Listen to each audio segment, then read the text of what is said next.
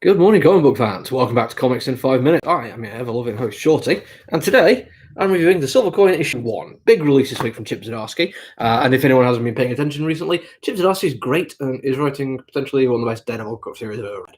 So, of course, I was going to put myself down for it. Add to the fact I've recently been enjoying his Stillwater, which is a really nice bit of creepy-ass suburban horror. In fact, he's doing issue 1 of a rotating creative team horror anthology. I was like, yeah, go check it out. It's on my pull list even. That's how much I was like, yeah, I totally want to give this one a try. But it didn't quite land for me. And yes, I know, I'm like not even a minute into the review and I'm already telling you why I don't like it. There's a lot of reasons why I do.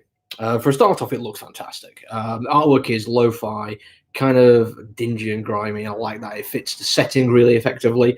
There's times with like people just basically hanging out in effective flop houses, struggling to roll joints and going through stuff they're going to pawn off to make money to buy a new snare for a drum kit.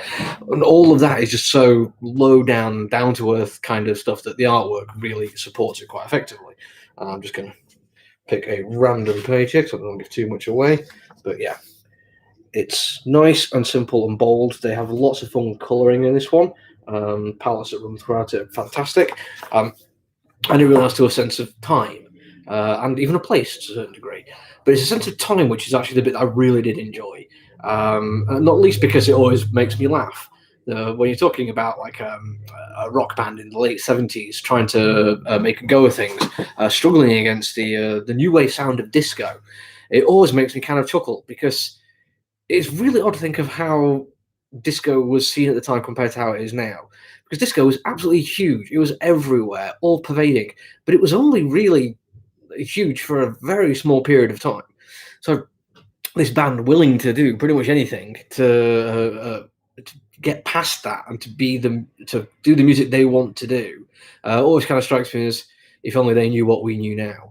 But it works. It sets it within the time frame really effectively. There's an awful lot of complaining about disco, which I'm sure an awful lot of metalheads and rock people would have done. And there's an awful lot of profanity.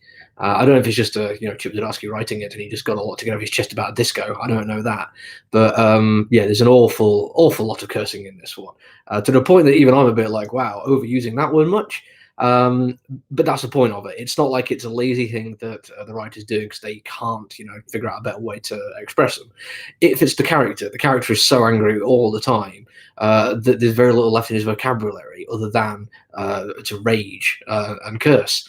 And that ties in with what the actual story is, which is this struggling band who find some kind of supernatural means to produce far better music than they ever thought they would, and it means that they have a chance of making it big, but they don't quite, because still disco and all.